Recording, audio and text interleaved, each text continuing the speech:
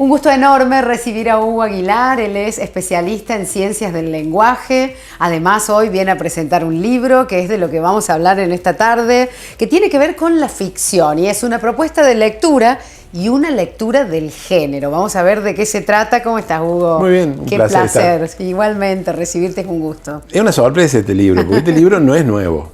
Este libro es del 2016-17. Bien. Y es el producto de un trabajo de un equipo de investigación que formaban gente de el IFDC de Villa Mercedes y de el Departamento de Lengua y Literatura de Río Cuarto. Profes, graduados y el proyecto de investigación de acá. Y en algún momento se hizo un seminario sobre ciencia ficción, acá y allá, hay talleres, hicimos algunas cosas, y decidimos también en algún momento juntarlos en algún lugar. Le pusimos volumen 1 porque hay otro, Qué bien. que ya lo editamos y se terminó. Hay más porque seguimos haciéndolo. Es decir, este es uno de los libros que más vendimos en ese editorial cuando salió. Porque, primero, no había, y porque lo que estábamos tratando era, en ese momento y casi siempre, un tema a discutir. Digamos. La ciencia ficción es un tema a discutir. Totalmente. Desde varios puntos de vista. Este año, ahí en la Biblioteca Filloy, dimos unas charlas sobre ciencia ficción que tienen que ver un poco con lo que dice este libro, ¿no? Y que es pensarla la ciencia ficción más allá de lo que es un género, ¿no? Y es una lástima que no esté Paola Calderón, que es la otra autora, ¿no? Del libro. Claro, porque a ella le puso nombre, ¿no? Cuando teníamos todo el material, y ¿cómo le ponemos? Bueno, ciencia ficción arriba, bueno, y después, y así, una propuesta de lectura y una lectura del género, cosa que yo todavía considero que está bueno como título. Hay un volumen 2 y hay un volumen 3 prometido por autores, gente que quiere escribir. Que se quiere sumar, que digamos, quiere sumarse, sí, a este debate. No, claro, gente de Mendoza, gente de Rosario, que hemos encontrado a lo largo del camino y que, bueno, escriben sobre ciencia ficción escriben ciencia ficción, ¿no? Algunos autores también. Y, bueno, lo que hay acá, básicamente, es una especie de reflexión sobre la ciencia ficción que tiene que ver con la ciencia ficción como un fenómeno más global que un género literario, ¿no? Hay un par de autores acá, que son Guillermo Chacón y Senia Correa, que dicen que la ciencia ficción es más que un género. Claro que sí. Es como una mirada sobre el mundo y una especie de regreso de la literatura sobre lo humano, ¿no? Como dice Asimov, el regreso de la literatura sobre lo humano en relación al cambio tecnológico, que es la definición que tiene Asimov, ¿no? Y acá hay una serie de trabajos que precisamente se centran, algunos en literatura, algunos en cine. Nosotros trabajamos en esas charlas de este año sobre la música porque compramos esa definición, ¿no? Que la ciencia ficción es como una mirada sobre el mundo que adquiere distintas formas. Claro, a veces es literatura, a veces es cine, a veces es música, a veces es pintura, es plástica, ¿no? Porque, y en general se conjuga todo eso, ¿no? Claro, porque cuando uno empieza a unir los puntos, se da cuenta que, por ejemplo, en la evolución del rock sinfónico, por ejemplo, la ciencia ficción se metió dentro de la música, del mercado musical, en la música, en las tapas, en las letras, ¿no? Una serie de referencias que hay. Entonces, bueno, tiene una paradoja, ¿no? Ahí Guillermo Chacón trabaja sobre las películas, por ejemplo, ¿no? La ciencia ficción es un género que es uno de los pocos que tiene nombre y fecha de inicio, entendida como literatura. Y después se deja, no es que termina, se deja. No, claro, porque el primer texto de ciencia ficción es el Frankenstein, de Mary Shelley, y se publicó el 1 de enero de 1818. Había antecedentes, pero no había, en realidad, un género. Claro. Entonces, lo que sucede en ese libro, hay otro libro sobre el que trabajamos eso también, ¿no? Lo que sucede es muy interesante porque hay una anécdota de 1816. Acá nosotros andábamos con la historia de la independencia, los ingleses andaban haciendo otras cosas, ¿no? Vino un invierno largo porque estalló un volcán en los mares del sur, hubo mucha ceniza en la atmósfera. Entonces, muchos ingleses ricos, como Lord Byron y otros, se fueron a Suiza, ¿no? Entonces Lord Byron, que era el gran poeta de ese momento, tenía un amigo que era Percy Shelley, otro poeta. Él le llevó a la novia, que era Mary Shelley, y a otro personaje que era John Polidori, que era el médico, el contador, el amanuense de Lord Byron. Y fueron a parar al frente del lago Berna. Hay una anécdota hermosa que dice que alquilaron, como quien alquila una casa de campo. Una cabaña, claro. Claro, tipo alquilaron una mansión. Claro, obvio. Clase alta inglesa. Un palacio. Un palacio. ¿Qué había? Bueno, había lo que estaba de moda en ese momento, que era la literatura gótica. Alemana, inglesa, francesa. Entonces una noche, el Lord Byron los desafía a todos. Dice, bueno, estamos en este ámbito de lo gótico. A ver quién escribe el mejor texto de terror, digamos, en esta lógica de lo gótico. Entonces esa noche mágica nacen dos monstruos. Mary Shelley, vamos a empezar por el otro, digamos. Polidori, que no era un gran escritor, pero era muy voluntarioso, escribe un cuento que se llama El vampiro. Estamos en 1816. Ese vampiro, mal escrito por Polidori, es Drácula. Es Drácula, 1875, porque Bram Stoker toma la idea y arma el Drácula que conocemos. El otro gran personaje es Frankenstein, ¿no? Claro. Porque Mary Shelley escribe un capítulo de lo que después va a ser la novela, que es esa escena icónica del cine también, con Víctor Frankenstein, que es el científico, sobre el cuerpo de la criatura, cuando mueve la mano y se da vuelta y dice, está vivo, está vivo. Eso es lo que ella sueña, ¿no? Lo va a reconocer un par de años después. ¿De dónde sacaste eso? Claro. Pero ahí lo que ella dice es que ella sueña una imagen de un sabio, de las fuerzas ocultas, ¿no? De las ciencias ocultas, y ve una sombra que se yergue detrás de ella y dice, está vivo, está vivo.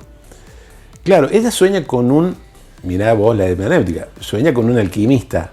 Y la gracia de Mary Shelley es cambiarlo por un científico, porque estamos en 1816. Claro, que era lo que prevalecía, digamos. Entonces el vampiro mira a la leyenda hacia atrás, el pasado, y la criatura de Frankenstein mira hacia el futuro. Claro. Porque es el hombre sometido a las condiciones de la tecnología. Entonces ahí empieza el género, ¿no? Y después seguirá con Verne y con Wells, y va a llegar después del estallido de principios del siglo XX en Estados Unidos con todos los clásicos. Y pasa una cosa, como dice Chacón ahí, ¿no? Es el único género, entendido como literatura, que crece al lado de otra forma de arte que es el cine. Una de las primeras películas de ciencia ficción, una de las primeras películas en realidad, claro, es de la Tierra a la Luna, de los hermanos Méliès, basado en de la Tierra a la Luna y en algún otro texto de otro autor inglés. Uh-huh. Entonces hay como una relación directa. Y esas sincronicidades de las que habla Jung. En 1932 aparece el gran Frankenstein, que es de Robert Wise, ¿no? Que es es en blanco y negro, que es poesía pura. Y en el 1932 aparece el Drácula más conocido, con Bela Lugosi. Entonces hay como un corrimiento de género, porque lo que hace Hollywood con la ciencia ficción, con esos clásicos, es hablar de terror. Claro. No hay terror ahí. Porque la figura monstruosa existe en términos materiales, pero es producido por la tecnología. Claro. No es un fantasma, no es un aparecido, no es un zombie, que no tiene explicación. La criatura de Frankenstein tiene una explicación, y eso es la ciencia ficción, en términos literarios, ¿no? La aplicación del método científico a la narrativa. Y eso se traslada, bueno, al cine y a la forma de contar, ¿no? Y eso, más o menos tratamos de eso, ¿no? Porque la ciencia ficción tiene como historias para contar, ¿no? En esa evolución, evidentemente la ciencia ficción va a ser angloparlante, digamos, y francesa, y sobre todo va a ser hegemónica a partir del siglo XX con los grandes autores ingleses y norteamericanos, ¿no? Y ahí se va a estallar. Sí. Y va a estallar esa cosa que es el pulp, ¿no? Que son las revistas hechas con pulpa de papel, que era el más barato, y ahí crece una especie de pecado original de la ciencia ficción, que es literatura de baja calidad, dice la cátedra. Lo que era baja calidad era el papel en el que se escribía, en el que se publicaba, pero los textos, no lo que se decía. No lo que se decía, claro, nunca. Porque la ciencia ficción siempre le ha tratado de decir al hombre, bueno, tenemos algunos problemas acá en relación con la tecnología. ¿Qué es lo que hace Frankenstein?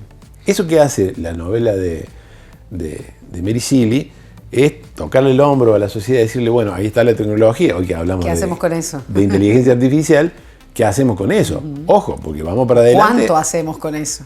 ¿Qué hacemos y cómo? ¿Y cómo? Claro. ¿Qué es lo que nos preguntamos hoy con la historia de la inteligencia artificial? Tal cual. Entonces, hay como una voz sobre que simboliza una inquietud, digamos. Y la ciencia ficción ha hecho siempre eso, ¿no? Es decir, hay un autor que dice que si la sociedad no tuviese procedimientos de simbolización, todo sería una fantasmagoría, una alucinación. Entonces el arte, los sueños, el mito simbolizan. Bueno, la literatura de ciencia ficción o las películas de ciencia ficción lo pone en evidencia, lo pone simbolizan en eso, simbolizan esa inquietud en un esquema curioso, ¿no? Porque hay un autor de hace unos 10, 15 años, que es Jameson, que tiene un libro que se llama Arqueología del Futuro, muy recomendable, en donde él dice, y se pregunta, dice, hoy, ahora 10, 15 años, ¿dónde está el pensamiento utópico? Dice, si no está en los planteos políticos, ¿no? Esto de la no política y demás. Sí, sí. Y el tipo dice, en la ciencia ficción posiblemente, porque la ciencia ficción tira hacia adelante, pero tiene otro rasgo. La ciencia ficción ha funcionado también a lo largo del siglo XIX y XX como una mitología del presente, ¿no? Una mitología. Una futurología también, Absolutamente, ¿no? absolutamente. Es como que hay predicciones ahí siempre, también. y que se cumplen. Y sí, que se cumplen. Y que se cumplen, tarde o temprano se cumplen. Por eso cuando uno ve esas películas de la plaga o no sé, sí, alguna muchas epidemia, y ahora dice, ay, parece que ya lo vivimos porque ya alguien lo pensó, claro, ¿no? Es increíble. Porque la lógica de la ciencia ficción, sea literatura, cine, música o lo que fuera, parte de la idea de ¿qué pasaría si? ¿Qué pasaría? ¿Qué pasaría si de pronto un virus invadiera la Tierra? Lo vivimos hace unos años. Lo vivimos hace unos años. Ya la ciencia ficción lo había dicho. Sí, sí, ¿no? sí, sí, sí. ¿Qué pasaría si estuviésemos enlazados todos los humanos a través de un artilugio como el teléfono? Bueno, y lo estamos. Lo estamos, claro. Matrix ya lo decía. Sí, sí, ¿no? Entonces, sí, sí. Hay como una forma de pensar el mundo, que es una mirada sobre el mundo, que a veces es literatura, a veces es cine, a veces son series. Sí, sí, claro. Entonces es como La Mancha Voraz, esa película tan hermosa que hay, que es una mancha, que viene del espacio y se come a la gente y a los bichos. Ay, Hugo, bueno, es maravilloso poder conversar con vos, la verdad, que siempre nos sorprendes. Me encanta que haya otro volumen y que vaya a haber otro, ojalá. Porque la verdad es que es para leer, es para investigar, es para hablar de ciencia ficción y bueno, y empezar a ver un poco, ¿no?, hacia dónde vamos y qué vendrá. Y sí, siempre es la pregunta y a veces la respuesta es que ya estamos metidos adentro de los futuros que son en la ciencia ficción. Somos parte de eso ya, pero hay un futuro. Porque la ciencia ficción deja el horizonte atrás y sigue para adelante. Sí. Bueno, me encanta. Los invitamos a conseguir este libro que realmente es magnífico. Se pueden conectar acá con el programa o también lo ponemos, les vamos a dejar un contacto con Hugo. ¿Cómo no? Para que la gente, bueno, pueda acceder a este ejemplar y bueno, y a los otros que también ya que ojalá estén por ahí. Estén por ahí y bueno, y vamos a hablarlo acá en el programa, por supuesto. Con mucho gusto. Un placer, Hugo. Bueno, muchas gracias. Nos encanta recibirte. Gracias sí, me encanta por este hermoso segmento. Sí, a nosotros nos gusta mucho más, así que te esperamos muy pronto. Con mucho gusto.